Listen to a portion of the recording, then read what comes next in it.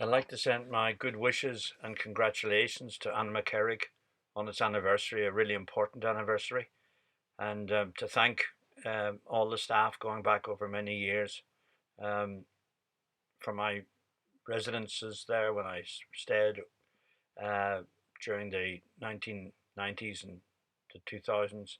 It was great. It was a haven, and we're very, very fortunate to have such a wonderful resource in such a beautiful part of the country.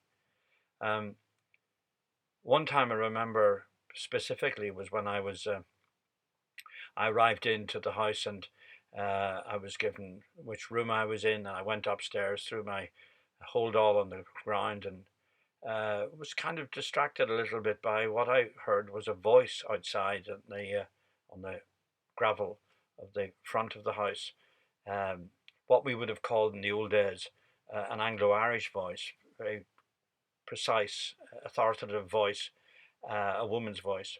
And I thought no more of it, but anyway, I didn't want to listen in, so I moved away and unpacked my bag and sorted myself out. And then I went down for supper that night, and the gang was assembled around the table as usual.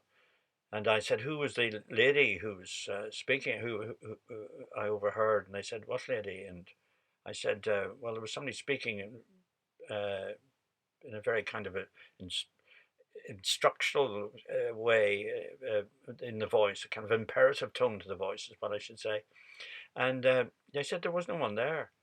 So I thought that was strange. I must have overheard somebody rehearsing or something. Anyway, as luck would have it, uh, after my period of time there, the week or whatever it was, I still had the sound of this voice in my head, and I ended up writing this poem, which I'd like to read to you to dedicate it to all at Annaghmakerrig at the Tyrone Guthrie Centre, in honour of everyone that's involved.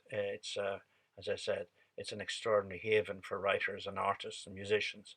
Um, it's look forward to the next generation of writers and artists who will be able to enjoy the space and the freedom that being there brings. The poem I wrote was called "The Lady of the House."